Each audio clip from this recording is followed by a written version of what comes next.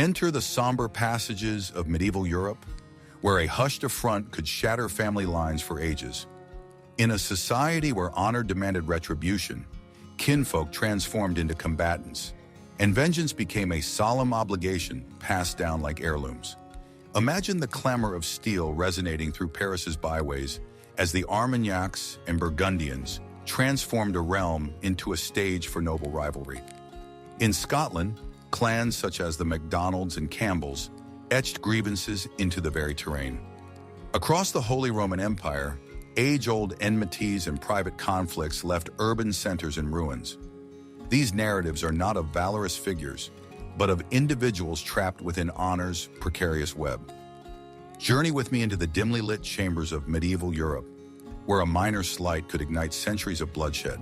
In this era, one's reputation was more than an individual concern. It was a family's very existence, a heritage defended with weaponry and fire. Envision a world governed by social stratification, influencing every aspect of survival and opportunity.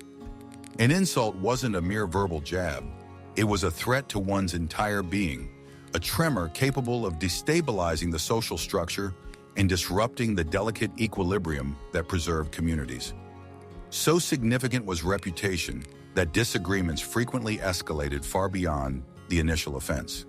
Picture a disgraced knight initiating a cascade of events, leading to sieges of castles and towns being razed, all in pursuit of reclaiming what was lost.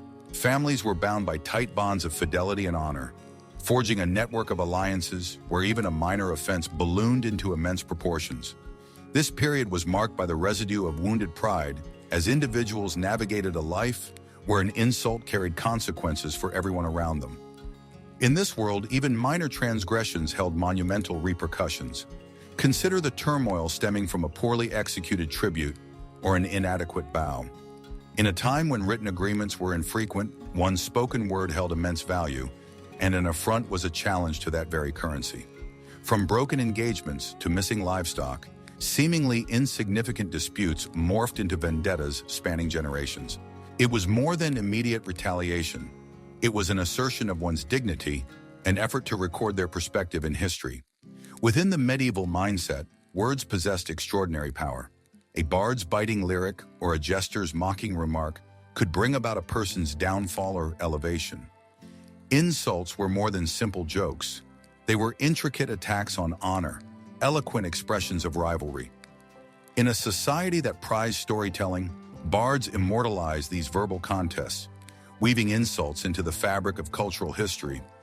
Harsh words became part of local lore, forever linking both the provocateur and the target in enduring sagas of vengeance and pride. When one person was insulted, the burden frequently fell upon entire families. Noble lineages formed complex webs of alliances and counter-alliances. Commoner families found themselves entangled in conflicts they had not initiated. An insult propagated through bloodlines, compelling distant relatives into battles in which they had no direct involvement. The intricate dance of marriages, commercial treaties, and allegiances became a survival tactic, transforming individual grievances into widespread community conflicts. At times, words proved insufficient, and in such instances, blood oaths took precedence. Imagine solemn pledges made within sacred confines, elevating human commitments to divine covenants. When such oaths were violated, the conflict could intensify, resonating in both the spiritual and temporal realms. These promises were not mere agreements between individuals, but divine sanctions of peace or conflict, casting a long shadow over generations who inherited both the prosperity and the moral obligations of their predecessors. Occasionally, insults served as catalysts for societal shifts. Lords and monarchs, apprehensive of the disorder that unchecked feuds could unleash, sought to intervene. They established councils to mediate disputes, while feudal courts devised mechanisms for upholding honor and justice without resorting to bloodshed. Insults, though seemingly minor, exposed the precarious nature of peace, prompting leaders to formulate laws aimed at preventing the disintegration of social order. Over time, this turbulent environment fostered the development of legal frameworks, striving to prevent destruction before it spread.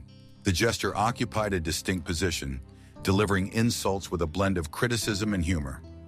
In court, the fool was uninhibited, using sharp wit to expose the nobility's foolishness.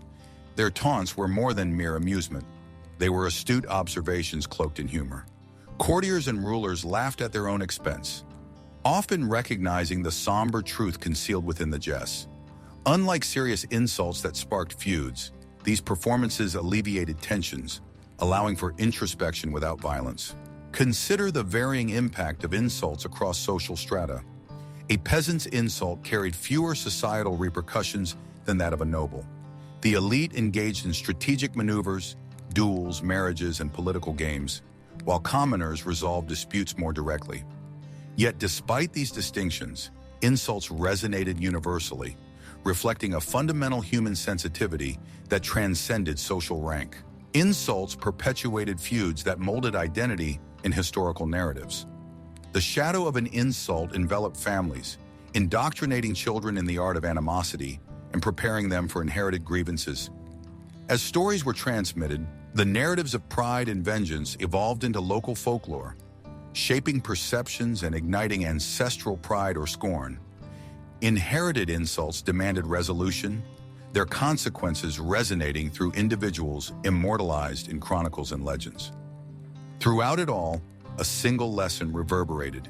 In medieval Europe, the impact of a word was perpetual, far outlasting the speaker's utterance. In medieval Europe, the concept of honor was more than a personal characteristic. It was the very core of one's standing within the community, a vital link in a world intricately woven with the threads of reputation. To live without honor was to endure a life of ignominy, where every social group, from peasants to noble lords, adhered to this unwritten code. An individual's reputation determined alliances and status, and missteps were met with swift demands for retribution. Allowing an insult to go unanswered was seen as an admission of weakness and a diminishment of one's standing in the eyes of peers who thrived on such social interactions. Feuds extended beyond the personal sphere, engulfing entire families and even communities in their fiery embrace. Restoring honor was not merely an individual act of fury, but a collective assertion of power, often resolved through the brutal spectacle of violence. This was not indiscriminate bloodshed. Rather, it was calculated a ritualistic restoration of societal equilibrium. Public displays of vengeance served to ensure one's reputation remained intact, reinforcing the communal belief that no slight could go unpunished. A conviction cultivated by narratives, folklore, and religious doctrines, portraying vengeance not merely as a reaction, but as a righteous imperative, frequently imbued with spiritual legitimacy. The medieval psyche viewed vengeance as an expected response. In an era where legal systems were inconsistent and biased, the right to vengeance was a personalized form of justice. It was as if divine forces ordained mortals to dispense retribution where the law proved inadequate. This was reflected in their narratives and practices, with biblical allusions providing divine justification for these actions. Revenge was not justice, it was a purification, a spiritual renewal aimed at restoring the balance disrupted by dishonor. When authority failed, as was often the case, individuals took justice into their own hands, navigating the complex landscape of fragmented jurisdictions and local regulations. Feuds filled the void left by ineffective legal systems, becoming partly personal vendetta and partly political maneuver. Authorities, acknowledging their limitations, frequently condoned this interplay of honor and violence, tacitly relying on personal justice to maintain a degree of order. The acts of retribution themselves were steeped in ceremony, each action a component of an elaborate ritual. These were not mere acts of aggression, but performances steeped in tradition. The detailed staging of these confrontations carried symbolic weight. Every aspect, from the selection of weaponry to the utterance of final words before a fatal strike, played a role in this societal drama. Severed heads and public pronouncements were not merely gruesome displays. They were affirmations of restored equilibrium, a visual confirmation of honor preserved. Vengeance was not confined to the present, it extended across generations. The concept of blood debt bound families to the vendettas of their ancestors, where upholding honor meant carrying out acts of revenge long after the original grievance had lost its immediate relevance. Youngsters were trained not only to inherit lands and titles, but also feuds, learning the accounts of their family's rights and wrongs from an early age. In these families, vengeance was immortalized in song and story, a duty carried forward, ensuring that history was not a bygone era, but a vibrant, living entity. In this world, vengeance functioned as a form of social currency, a display of power and prestige within a society defined by personal connections and communal ties. Parents recounted tales of ancestral glory centered around swift and dramatic acts of revenge. This system of informal governance was rooted in vengeance, where the capacity to inflict and withstand retaliation was symbolic of one's status. Successful execution of vengeance solidified alliances, with the affluent often gaining influence not merely through their wealth, but through their ability to resolve matters with a certain flair. Yet amidst this relentless cycle of vengeance, there were junctures when the tempest subsided. These were not acts of altruism, but rather inevitable pauses stemming from exhaustion, resource depletion, and mutual destruction. Occasionally, the cycle was mitigated by matrimonial alliances or precarious peace agreements forged out of sheer necessity. In numerous instances, women emerged as unexpected mediators, peace weavers who surpassed their conventional roles, employing influence and diplomacy to disentangle the threads of feuding. Women, often perceived as pawns or casualties in these grim affairs, were far from powerless. They assumed multifaceted roles, either as strategic negotiators or active participants, wielding influence that frequently surpassed the battlefield. Figures such as Caterina Sforza demonstrated how women navigated the intricate web of feuds, at times negotiating peace, and at other times exacting their vengeance with the same intensity as their male counterparts. The narratives of honor and vengeance did not simply mirror society, they contributed to its formation, exploring the complex interplay of human relationships and emotions through stories that have endured for centuries. These accounts of retribution provided both a cathartic release and moral contemplation, imbuing the medieval psyche with vitality. They remain captivating echoes of a bygone era, depicting the universal human condition and examining the convergence and contradictions inherent in the pursuit of honor and justice in a world distant, yet remarkably similar to our own. Vengeance, intertwined with honor, represented a complex and paradoxical human dynamic that remains relevant, casting a shadow from medieval times onto our modern storytelling. In the early 15th century in France, the atmosphere was charged with tension and uncertainty. This period, the twilight of royal authority, followed the death of Charles V in 1380, leaving the nation's leadership as vacillating as the winds. France was embroiled in the arduous 100 Years' War against England, a conflict that drained its vitality. However, an even greater threat lay within its own borders, the bitter animosity between the Armagnacs and the Burgundians. This was not merely a noble disagreement, it was a lethal confrontation that ensnared the nation, pitting family against family, neighbor against neighbor, as the factions exploited the monarchy's vulnerability to advance their own agendas. The origins of this sanguinary feud can be traced to the tangled web of alliances, ambitions, and grievances that characterized the French nobility. At its core, this conflict was a struggle for influence over the crown.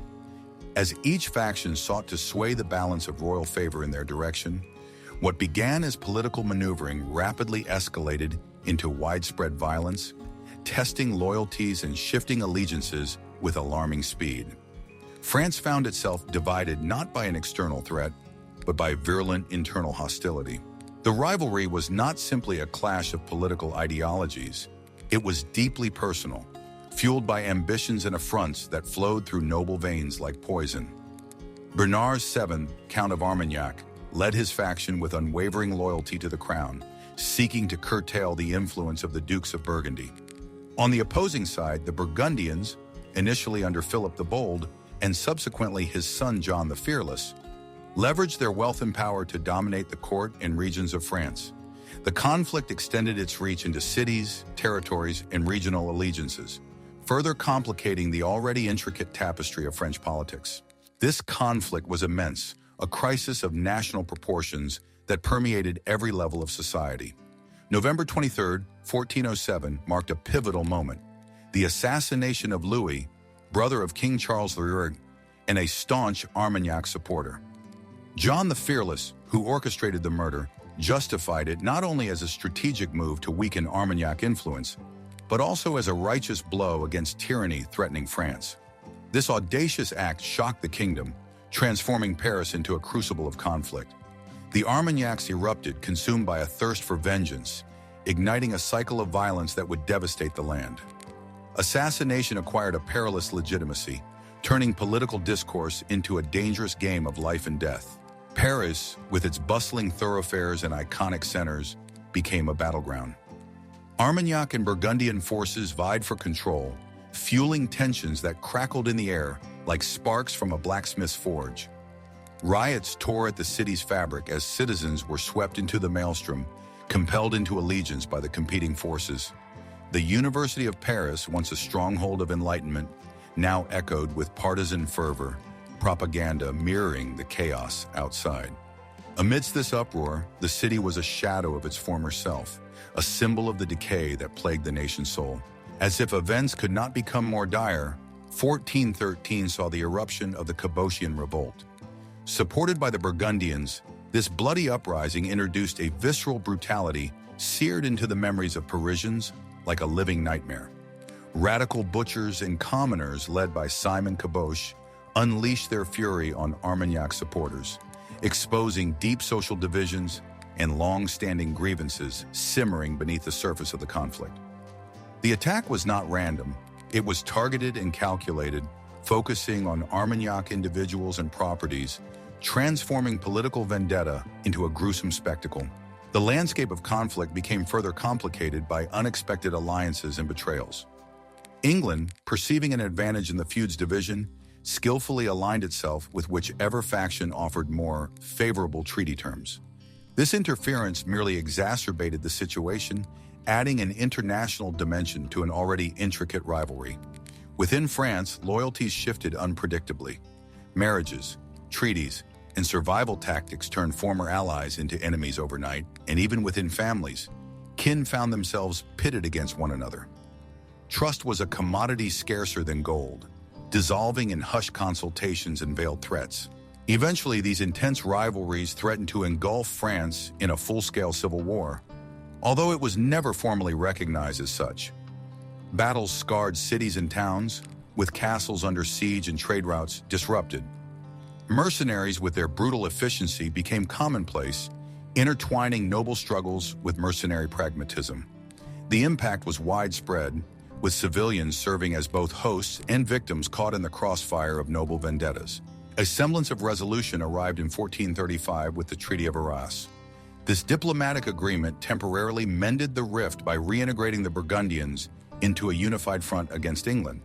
It was a shrewd strategic move by the young King Charles VII, though at a cost, recognizing Burgundian autonomy to secure the peace. Yet even as the treaty was finalized, the animosity fostered by decades of bloody feuding lingered like specters at a feast. The treaty, hailed for its diplomacy, could not heal the raw wounds inflicted by years of personal and political conflict. The legacy of the Armagnac-Burgundian feud is etched in the annals of France's history, a spectral reminder of deep regional identities and loyalties that outlasted the era's swords and treaties. These clashes vividly demonstrated the realities of unchecked ambition, the pursuit of power spiraling out of control, and the bitter harvest of distrust and conflict. This chapter remains not merely a historical account, but a reflection on human nature, illustrating how personal rivalries can spread outwards, consuming nations in their fiery aftermath. In the medieval Scottish Highlands, the terrain was as treacherous as its inhabitants, a rugged landscape where formidable hills met equally formidable people. Clan culture was a complex web of alliances and vendettas. Each clan functioned as a self-contained entity, fiercely loyal to its chief and inherently independent. These clans were more than just familial units. They were tribes where identity was woven into the fabric of alliances and animosities. Amidst this harsh topography, clans such as the MacDonalds, Campbells, Macintoshes, and Camerons lived lives governed by ancient codes of honor and retribution, where the slightest offense could trigger generations of bloodshed. The isolation of the Highlands fostered a fierce independence where blood feuds simmered unrestrained, sometimes for centuries. Disputes over land, power, and honor ignited countless feuds. In a region where fertile land and strategic locations were as scarce as they were valuable, control over these resources was essential for survival. Consequently, raids, ambushes, and warfare were employed to protect or claim them. Power extended beyond sheer force, encompassing influence and the prestige of a clan's reputation. In a society fixated on honor, perceived wrongs demanded retribution, ensuring that vendettas were not mere skirmishes but crucial battles for dignity. Clan chiefs wielded absolute authority, acting as both rulers and judges, ensuring their narrative of honor remained unsullied in the eyes of their kin and rivals. The infamous feud between the MacDonalds and Campbells grimly illustrates the extreme measures these clans undertook to assert dominance. Territorial disputes in the Western Highlands ignited hostilities that would culminate in horrific events like the 1692 massacre of Glencoe. Ordered by the government and executed by the Campbells, this atrocity revealed how political maneuvering and ancient rivalries could converge, leading to betrayal and bloodshed even after hospitality had been extended.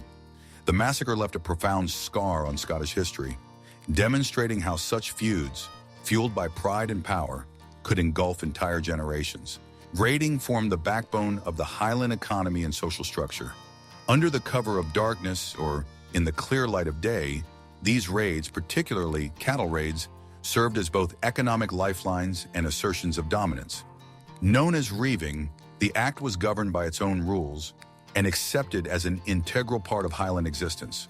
For clans, raiding was less about open warfare than a strategic maneuver to weaken adversaries while enriching themselves, fueling a perpetual cycle of plunder and retaliation that kept territories and animosities in constant flux. Warfare in the Highlands differed from the large-scale battles seen elsewhere in Europe. Here, guerrilla tactics prevailed. Ambushes and skirmishes thrived in the dense forests and steep glens, showcasing a cunning utilization of terrain that was passed down through generations. Clan warriors excelled not only in combat, but also in exploiting their surroundings for advantage, ensuring their readiness for conflict persisted even during periods of peace. Warfare was a test of strategy and resilience, immortalized in the tales of warriors who knew every inch of the land they defended. As feuds escalated, the tactics employed became increasingly devastating. The burning of rival settlements was an act of psychological warfare intended to shatter spirits and cripple economic foundations. These destructive campaigns left landscapes desolate, their legacy a blend of fear and ruin that echoed across the Highlands. Such actions were not senseless destruction, but deliberate demonstrations of power, a grim communication that warned enemies and emboldened allies through sheer ruthlessness. Amidst this turmoil, the collateral damage inflicted upon communities was immense. Lives were disrupted, families displaced. Generations grew up in a world defined by distrust and the imperative of survival, where adaptation was essential for enduring an inherited life of vendetta. This enforced resilience reshaped Highland culture, leaving scars on its social fabric and influencing everything from art to oral traditions, embedding the emotional weight of the feuds into the very identity of the Highland people. Beneath the physical battles, psychological wounds ran deep. The cycle of vengeance was a burden shared across generations, an inheritance of hostility that shaped lives. Children were initiated into these feuds, inheriting grudges and expectations, like ancient heirlooms. This world of instability instilled mistrust and anxiety into the collective psyche. The culture of honor demanded the suppression of personal emotions, enforcing a collective endurance of past animosities and perpetuating a cycle of trauma that would resonate throughout history. Yet avenues for resolution did exist. Alliances and intermarriages emerged as beacons of pragmatic peace, forging new connections between rivals through shared ancestry. Marriages served not for romance, but for power, constructing a fragile peace that required careful diplomacy.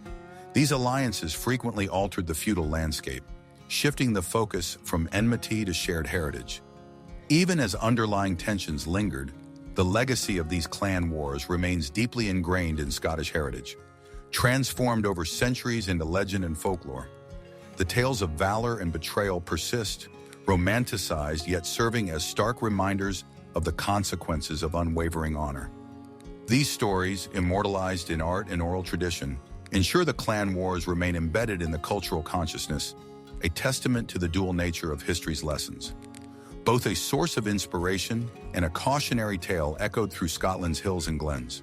In the intricate tapestry of the Holy Roman Empire, feuds known as Feuds were as commonplace as a knight's armor. They were not chaotic outbursts, rather they represented a form of medieval justice where family honor was safeguarded by weaponry and fire. A feuds arose when formal courts failed to address grievances, leaving individuals with no recourse but to settle the score themselves. It was a world where an insult or a slight carried consequences that reverberated through generations, and defending one's honor was often a bloody affair. These feuds were governed by their own set of rules, a peculiar blend of chaos and order.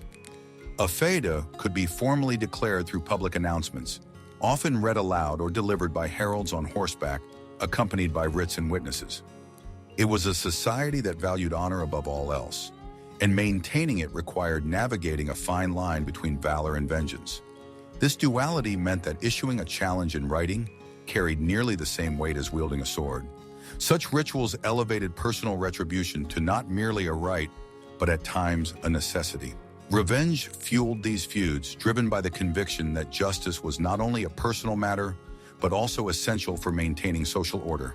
An injury, whether it was slander, theft, or physical harm, demanded an immediate and proportionate response.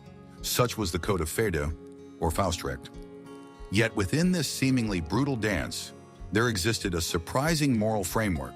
The principle of proportional revenge dictated that responses should mirror the original offense, emphasizing fairness over unrestrained brutality. Even amidst medieval chaos, this curious semblance of balance guided their actions. For the nobility, a feuds was not only a pursuit of justice, but also an opportunity to showcase power and prestige. Within these fragmented sovereignties, conducting a successful feuds could elevate a family's status and influence. Such conflicts were a demonstration of strategic acumen and resilience, with the stakes often being as political as they were personal. Prominent families such as the von Wittelsbachs and Habsburgs engaged in this feudal game, their alliances and rivalries shaping the geopolitical landscape of the Holy Roman Empire. The formation and dissolution of alliances during these feuds added layers of complexity, with shifting loyalties determining the trajectory of many conflicts. The repercussions of feuds extended far beyond noble estates, affecting every level of medieval life. While rural villages bore the brunt, with their fields burned and homes plundered, cities too were drawn into the conflict. Urban centers, with their wealth and trade, became both battlegrounds and stakeholders. A feuds could halt commerce, causing prices to escalate and famine to afflict the populace, compelling city leaders to either align with feuding lords or risk remaining neutral. Trial by combat, an ancient custom, lay at the heart of the feuds tradition. Regarded as divine arbitration, it was believed that God would determine the righteous side through victory in battle. For participants, whether nobles or commoners, these duels offered the promise of divine justice. These brutal yet symbolic events attracted crowds, captivating them like theatrical performances as supporters cheered, and wagers were placed not only on martial skill, but also on divine favor. As modern legal systems gradually took shape, this practice declined, leaving behind stories and legends of battles fought in the name of honor and justice. The sacking of monasteries during these feuds illustrated a conflict where spiritual sanctity met human ambition. Feuding lords often targeted these sacred sites, drawn by their wealth and resources despite risking both divine wrath and community outrage. The destruction of a monastery made a powerful statement, intertwining economic strategy with sacrilege. This choice highlighted the turbulent relationship between faith and power, raising questions of moral resilience amidst earthly ambitions. Kidnapping during Feuds transformed human lives into currency in a grim commercial exchange. Taking hostages, whether noble heirs or unsuspecting commoners, was a calculated tactic, opening avenues for lucrative ransom negotiations. It presented a strange facade of civility amidst hostilities, where captives acquired unexpected value and families gathered at negotiation tables, blending revenge with reconciliation. Yet amidst this violence, there were efforts to curb the chaos. Authorities frequently intervened to impose peace, introducing measures such as the Landfrieden. Peace laws imposed severe penalties for unauthorized feuds, protecting those who adhered to official truces. These laws represented attempts to centralize power, safeguard commerce, and promote public welfare, forming a fragile barrier against the tide of violence. As time progressed towards the Renaissance, the practice of feuding diminished. Centralized authority, economic shifts, and evolving legal systems gradually rendered personal feuds obsolete. The rise of professional armies and state power offered new avenues for justice, leading to a decline in private hostilities. The cultural landscape shifted, favoring diplomacy over vendettas and moving towards more structured governance. Eventually, tales of feuding faded into the realm of legend and folklore, preserved in songs, stories, and inscriptions on stone. These tales, filled with bravery, bitterness, and peculiar humor, served not only to entertain but also as reminders of an era governed by familial pride and medieval justice. They endure as stark reflections of human priorities, where honor frequently clashed with reason, leaving behind a tapestry woven with ambitions, fears, and the unending pursuit of redemption. In the medieval era, the Italian city-states formed a complex tapestry of passion and power, glittering with culture yet perpetually on the verge of chaos. Unlike the unified kingdoms of their northern neighbors, cities like Florence, Milan, and Venice flourished independently, each enmeshed in its own unique network of alliances and animosities. Walking their narrow streets, it was easy to overlook the beauty of the architecture and art, overshadowed by whispers of betrayal and the metallic hint of undercurrents poised to erupt into violence. These cities were arenas where vendettas unfolded, loud and fierce, threatening to engulf not only families but entire communities. At the heart of Florence stood the Medici family, whose legacy is as much defined by art as it is by intrigue and bloodshed. Rising from humble origins to wield significant influence, the Medici understood that power was a double-edged sword, its hilt slick with ambition and distrust. Yet it was their rivals, the Pazzi, who dared to strike first, orchestrating the audacious church assault known as the Pazzi Conspiracy. It was a daring plot that violated the sanctity of Sunday Mass, staining sacred ground with blood. Lorenzo de' Medici, however, survived, and his response was swift and merciless. Those involved were hanged from the windows of the Palazzo della Signoria, a grim testament to the brutality woven into the fabric of Florentine life. Throughout Italy, vendettas were orchestrated with masterful deception and the art of the double cross. Families engaged in intricate power games, viewing each alliance and betrayal as part of a larger strategy. Consider Milan, for instance, where the Sforza and Visconti families contended for supremacy. Each alliance, each handshake, was fraught with potential peril, and whispers in the corridors carried the weight of daggers. The rules of engagement demanded more than brute force. They required cunning and guile. Rumors were as deadly as blades, and the most powerful families knew to conceal their ambitions behind facades of courtesy, even as they prepared for betrayal. As tensions simmered, secret societies and assassin guilds cast long shadows over the streets. The lines between mercenary bands and organized crime blurred, with names like the Neapolitan Camorra instilling fear across the city-states. Their presence was a harsh reminder that danger lurked in every shadow, every walk home after dusk fraught with risk. In this clandestine world, vendettas were not always public spectacles, but precise strikes veiled in silence and stealth. The knowledge that one's life could be extinguished in an instant added a grim poetry to the dance of survival. Journeys through bustling marketplaces revealed how vendettas permeated daily life. Public spaces doubled as conflict zones where simmering feuds could ignite into brutal skirmishes. Control of streets and bridges was more than strategic. It was symbolic, a public assertion of dominance and influence. Even the judicial system, renowned for its intricate codes, often proved powerless against the weight of personal grudges. The courts, entangled in corruption and power plays, were merely elaborate performances masking the raw force of vendettas that refused to yield to legal niceties. The economy also felt the strain of these feuds as trade routes teetered on the brink of disruption, jeopardizing fortunes and livelihoods. Yet amidst chaos, opportunities bloomed like flowers in ruin. Those skilled in armory and fortifications found their crafts in high demand, supported by families seeking protection against unseen adversaries. The economic dance of vendettas was a mesmerizing paradox of adversity giving rise to prosperity, echoing the resilience of citizens who dared to dream while living in the shadows. As vendettas simmered across Italy, their repercussions stirred the wider European stage. Foreign powers eager to expand their influence viewed Italian feuds as opportunities ripe for exploitation. France, the Holy Roman Empire, and the papacy engaged in this elaborate game, their interventions exacerbating local disputes and steering vendettas into larger geopolitical maneuvers. At times, a vendetta served simply as a prelude to wider unrest, drawing Italy's city-states into the broader narrative of continental conflict. Amidst this backdrop of tension and artistry, Italian culture flourished, its expressions forever marked by the vendettas that shaped it. Artists and poets captured this strange equilibrium where beauty and brutality intertwined.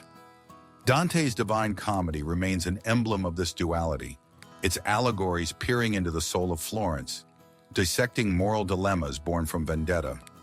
Art became both critique and celebration, immortalizing the human condition in all its shimmering complexity and shadow depths. Today, these medieval vendettas are more than mere accounts of bloodshed. They are reflections on the human spirit's capacity for both harm and resilience. The lessons are etched into history, cautionary tales about the costs of pride and revenge, and reminders of the fragility of peace. Yet from this turbulent tapestry emerged new forms of diplomacy and governance as Italy's city-states gradually evolved from personal vendettas to more structured systems. As we look into the past, we grasp the enduring legacy of vendettas, a history woven with both the callousness of human ambition and the eternal hope for a more peaceful future. In the shadowy realm of medieval Europe, women often found themselves as pawns on a chessboard governed by men. They were perceived less as individuals and more as instruments for diplomacy and power. Marriage was seldom about affection. It was a strategic tool to forge alliances or expand influence. Imagine daughters betrothed as infants, setting the stage for peace between warring families. These strategic unions were common among the nobility, where a strategically placed marriage could shift the balance of power. Consider Matilda of Scotland, married to Henry I of England, to solidify ties between the Norman and Scottish crowns. Her presence at court allowed for subtle influence, her destiny shaped by treaties rather than desires. Yet within these constraints, women were not entirely silenced. Some seized the opportunity to become active participants rather than passive figures. Eleanor of Aquitaine and Christine de Pizan defied conventional norms with remarkable skill. Eleanor, an influential queen, utilized her intellect to alter political landscapes, while Christine wielded her pen, advocating for women in a patriarchal society. Their stories challenged the notion of passive medieval women. Such figures, despite societal limitations, illuminated a past where women seized the opportunities available to challenge norms. In this world of strategic marriages, women assumed the role of peacemakers, acting as negotiators to bridge feuding factions. They employed diplomacy, actively listening, empathizing, and persuading to broker peace. Blanche of Castile, mother of Louis XI of France, exerted significant influence as a regent, maintaining stability during her son's minority. But being a peacemaker was fraught with peril. Bertrand de Montfort's attempts at peace ended in further conflict, illustrating the precarious nature of their endeavors. Success meant enduring legacies of reconciliation. Failure risked reputation and life. In the brutal chess game of feuding, women were sometimes taken hostage to provoke conflict. Yet not all captive women were passive. Some turned the situation to their advantage, negotiating their release or facilitating the exchange of information. Their stories reveal astonishing resilience, portraying them not as helpless victims, but as resourceful, cunning individuals navigating their challenging realities. Then there were the rare few who exchanged domesticity for the battlefield. Joan of Arc, defying gender norms, led troops during the 100 Years' War, transforming into a national hero. With sheer determination, she and others like Caterina Sforza demonstrated that women, though infrequent in military roles, could command respect and wield power. Caterina, widowed and betrayed, took up arms to defend her territories, proving that women could be formidable leaders. In the intricate world of courtly politics, women without formal power often shape destinies. A whispered suggestion could turn an ally into an adversary. Figures such as Agnes of Dunbar in Scotland used their intelligence to influence policy.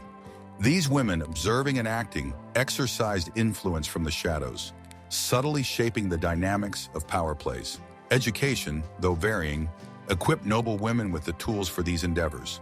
Prepared for roles involving responsibility, they managed estates and engaged in political matchmaking. Women like Hildegard of Bingen transcended basic education, becoming polymaths and visionaries.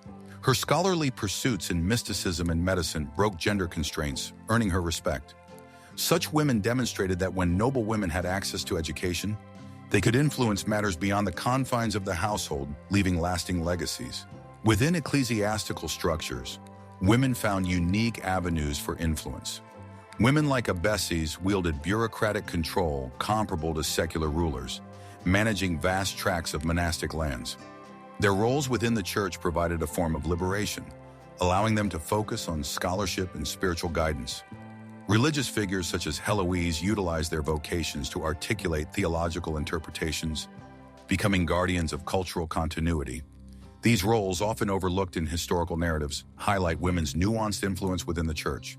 Medieval stories blended myth with reality, depicting women as powerful figures in tales like Arthurian legends. These myths reflect societal fears and fascination with women's influence. Figures like Eleanor of Aquitaine, involved in real political machinations, were elevated to legendary status, merging myth and truth. Their stories underscore complex perceptions, combining grand ballads with everyday resilience. As chroniclers documented the tales of kings and knights, women's contributions often went uncelebrated. Nevertheless, their quiet influence interconnected familial networks, reinforcing social structures and cultural pursuits. The patronage of women like Isabella d'Este fueled artistic endeavors, redefining cultural legacies. Her salons became centers for intellectual exchange, exemplifying how women left indelible marks on culture through subtle influence. Despite historical omission, their legacies bear witness to an understated presence, enriching the medieval tapestry with resilience and adaptability. In the shadowy corridors of medieval Europe, the church served as the arbiter of peace in a world consumed by feuds. Its vaulted ceilings resonated with the chants of monks imploring serenity for souls tormented by vengeance. Yet beneath the solemn hymns lurked the very chaos it sought to contain. The papacy, driven by lofty intentions, aimed to weave a moral framework binding society, urging people to renounce bloodshed for the sake of salvation, a narrative often lost amidst the cacophony of feuds. Clergy members wielded holy scriptures like weapons, hoping divine authority would stem the tide of ancient enmities. However, these hallowed words often drifted like leaves in a storm against hearts hardened by the iron grip of revenge. This divine mission was not without attempts at tangible involvement. The church orchestrated mediations, led by theologians whose wisdom was both revered and tested. They engaged in solemn dialogues, formulating pacts to quell the raging fires of hatred. Yet the harsh truth was that the grandeur of divine symbolism seldom translated directly into interventions that held sway. The hallowed sanctuaries and monastic refuges, intended as havens of peace, found themselves vulnerable when the fervent rays of retribution pierced through, transforming these bastions of solace into unyielding battlegrounds. In its endeavor to extinguish the raging flames, the church exposed its own limitations in the ceaseless dance between power and piety. The truce of God emerged as one of the church's notable attempts to halt the tempest of violence by prohibiting warfare from Wednesday evening to Monday morning, and on sacred days such as feasts and Lent. It aspired to impose a rhythm of peace upon the medieval week, but lofty ideals often clashed with harsh reality.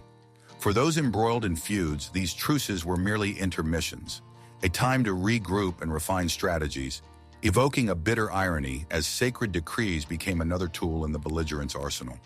Despite the holy aspirations, the notion that God might favor warring factions lent a dark twist to the narrative of peace. Beyond moral admonitions, the church wielded excommunication as its severe spiritual rebuke, severing individuals from the sacraments, the holy community, and the promise of salvation, a fate feared by all. Yet even this sacred edict faltered as cunning individuals circumvented its implications. Some argued their vendettas were sanctioned by divine mandate, rendering excommunication a tool less punitive and more motivational. In these crucibles of honor and bloodshed, the specter of eternal damnation often paled in comparison to the tangible satisfaction of earthly vengeance. For many, when secular justice failed, sanctuary within church walls offered a reprieve. Monasteries and abbeys extended their ancient right of asylum, welcoming those seeking refuge from relentless vendettas. However, even these sacred strongholds were not immune. As waves of enmity crashed against stone walls, sacred sites bore witness to the harsh interplay between desperation and divinity, transforming from places of prayer to arenas of inevitable conflict resolution. Unyielding familial wrath often disregarded earthly laws and later divine grace. In this turbulent theater, clerics emerged as peace brokers. With rosaries wrapped around their calloused fingers, using divine mandate as their shield, priests and bishops stepped outside their abbeys to negotiate peace. Their efforts resembled modern peace talks, balancing reparations with marital alliances and vows of truce. Yet such peace was as fragile as a cobweb, easily torn apart by hidden animosities or careless words, a testament to the flawed nature of diplomatic ventures cloaked in celestial authority. Adding a spectral weight to these solemn accords were relics imbued with divine significance to bind oaths in the sight of heavens. Promises made upon hallowed stones acted as tangible knots tying feuding lords to supposed peace, invoking the threat of divine wrath. Yet the aura of relics diminished in the face of relentless hatred. Sinister intentions lay beneath solemn promises. Some pacts served not peace but strategic deceit, as relics, despite their sanctity, succumbed to the predilections of vengeance that beat in unyielding hearts. At times, the papal seat itself became entangled in these affairs, with popes issuing proclamations to disarm feuding factions, balancing between doctrine and diplomacy. The pope's intercession was seen as a last bastion of sacred wisdom. Yet ecclesiastical influence could wane when confronted by the resolute force of enduring enmity. By navigating between ecclesiastical inviolability and political maneuvering, the Church's effort to end vendettas through faith often unraveled at the seams where ecclesiastical idealism met inherently human conflicts. Feuds also gave rise to tales of martyrdom, where saints were envisioned as luminaries standing undaunted in fields of strife. These narratives presented the saints as exemplars entangled in sorrowful, instructive tales, illustrating the gruesome, sanctified relationship between the spiritual and the mortal realm. Through the melancholic yet powerful tapestries of martyrdom, stories of saints like Thomas Becket traversed the generations, spiraling into both myth and sacred memory. They became symbols of defiance against feudal inequity, their legacies serving as both solace and a formidable reproach to a world where peace was an elusive, sacred dream. Amid this tapestry of conflict, the Church, though imperfect, illuminated paths forging a legacy intertwined with humanity's tumultuous march towards a renaissance of social transformation, leaving an indelible mark on the chronicles of justice and faith. In the medieval world, the arrival of a newborn into a family locked in a feud was not merely a joyful occasion.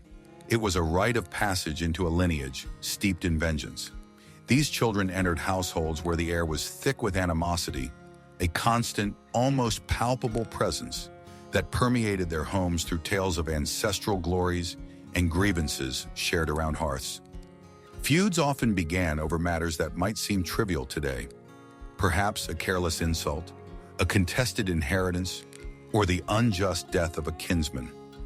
Yet these sparks ignited purposes rooted in blood, with families driven by the need to avenge, not merely to survive.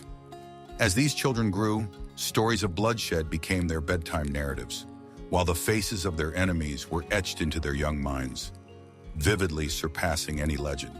Families maintained mental ledgers of transgressions, real or imagined, each slight evolving into a debt demanding repayment. Promises of revenge simmered for decades, becoming an unspoken covenant passed down through generations, transforming feud into tradition. In the shadowy dance of candlelight on stone walls, The young were instructed that the grudges of their forebears were sacred duties, family honor fueling the relentless cycle of vengeance, as relentless as time itself. For families embroiled in feuds, daily life was permeated with an undercurrent of dread and anticipation. Children were prepared for future acts of retribution, not unlike knights training for distant battles, but with stakes intimately close to home. These youngsters learned not just the practical skills of their time, but how to wield blades, interpret landscapes for ambushes, and sense betrayal in glances. Their lives were lived under constant threat. Vigilance was ingrained in them, ever poised on the brink of aggression. Every decision was an act of warfare. Alliances forged through marriages, as every friend was viewed as a potential betrayer. In such environments, peace and growth were mere illusions. The need to strike or defend remained constant. Simple village strolls, church attendance, or shared festivities carried lurking threats, necessitating a perpetual watchfulness against unexpected attacks. This state of hyper-awareness evolved into a shared familial identity, binding members to their past while chaining them to a future forged in retribution.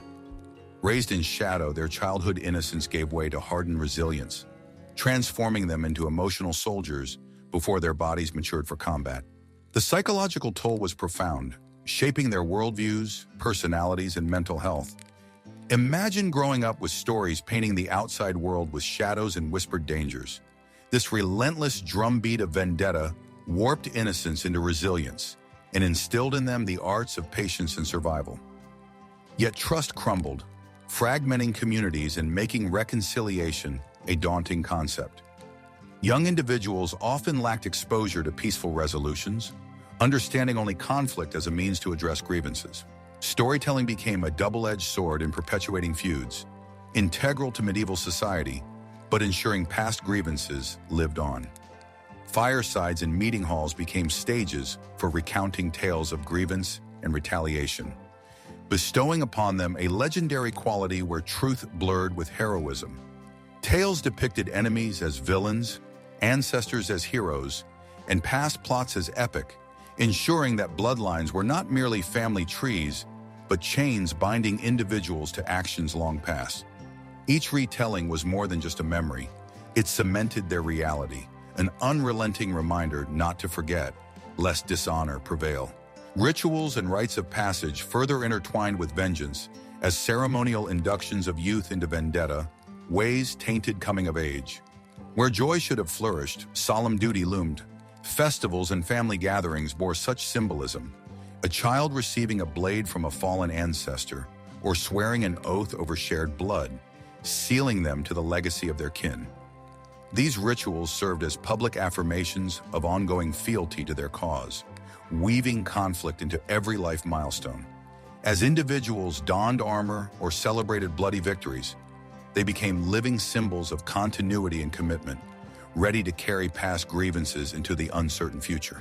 Women played pivotal roles as stewards of memory and motivation, far from bystanders.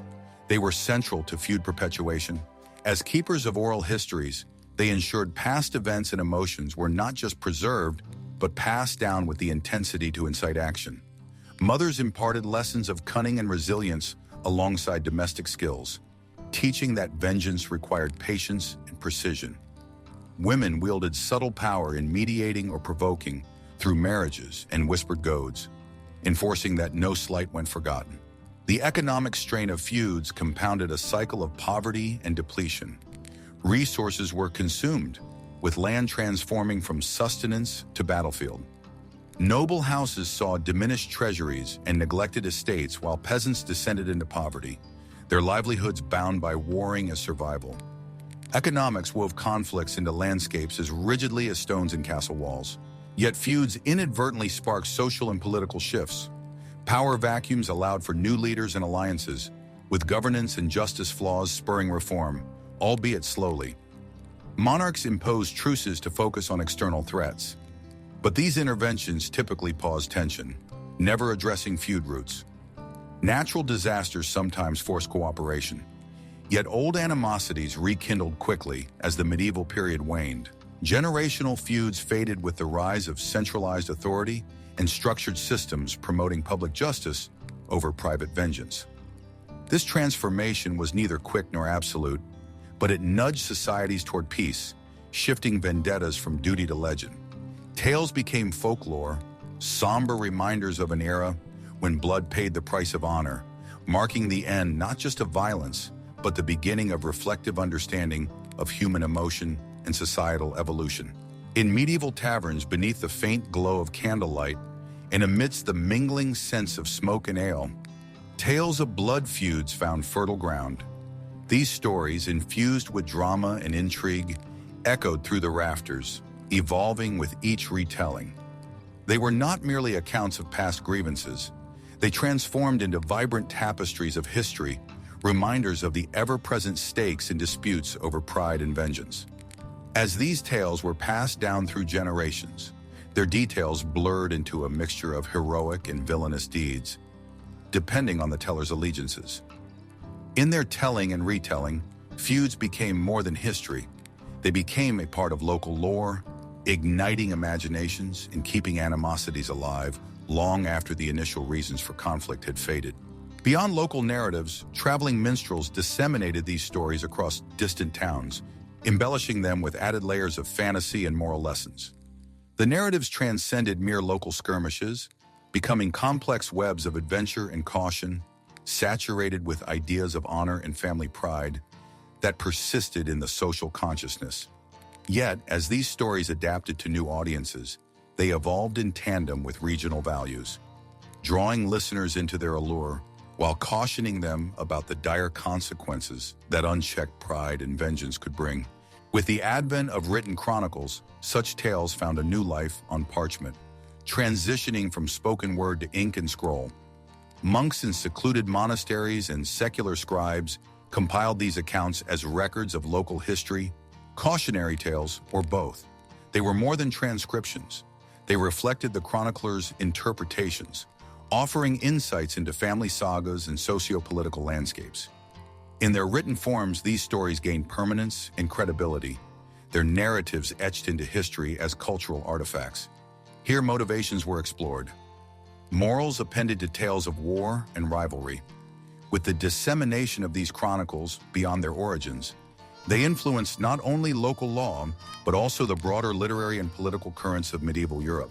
From the meticulous art of scribes to the vibrant brushstrokes of painters, the drama of feuds leapt from the pages of history to become vivid images within illuminated manuscripts and portraits. These works, imbued with personal and political symbolism, provided visual accompaniment to the written word, capturing moments of betrayal and revenge. In doing so, they immortalized the feuds not just in the annals of history, but also in the public consciousness. Each depiction served as a testament to personal heritage and declarations of power. Whether viewed by flickering candlelight or as artifacts of propaganda, these images imbued the legends with an almost mythic status. Through song and ballad, the stories of medieval feuds achieved a folk status, circulating as the popular culture of their day. Minstrels entertaining gathered crowds with their tales spread these narratives in ways that were memorable and evocative. The melody and rhyme made the intricate sagas of revenge and honor easy to recall and difficult to forget. Adaptable to the context of local audiences, these songs thrive beyond their original locations, reaching distant cultures with their portrayal of human folly and valor. As they rekindled old tensions, these ballads preserved the emotional depth and moral connotations of the feuds, resonating with listeners and providing enduring cultural touchstones. The themes of blood feuds deeply influenced medieval and Renaissance literature, manifesting in storytelling that delved into human relationships and moral struggles. Even as the Renaissance took hold, playwrights, poets, and novelists drew heavily from these dark tales, their dramatic elements of loyalty and conflict proving evergreen in exploring human emotions and societal upheavals. Influential figures like Dante and Shakespeare harnessed the narratives of feuds, employing them as powerful metaphors for personal and communal strife, their works transcending their era while remaining rooted in the raw realities gleaned from medieval tales. The lessons of blood feuds extended beyond entertainment, shaping societal values with their stark portrayals of vengeance and pride. The narratives underscored the hollow triumph of violence, suggesting that reconciliation might spare future generations the same regrettable legacies. Through humor and irony, these tales laid bare the absurdity of stubborn pride, inviting contemplation and sowing seeds for a societal shift towards more peaceful resolutions and legal frameworks that favor justice over retaliation. Woven into all these stories were persistent warnings about the perilous paths of pride and revenge. Central themes cautioned against the human tendency to let grudges fester. Feuds providing stark examples of how pride and retaliation could escalate into community-destroying animosities, warned listeners to resist the seductive allure of revenge.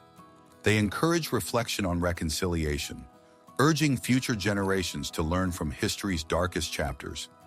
As we conclude this exploration of an era steeped in bloodshed and honor, let us endeavor to cherish peace and wisdom. If you found this journey through history's shadows engaging, consider subscribing and liking our channel. Your support helps us explore the past, bringing its lessons to light once more.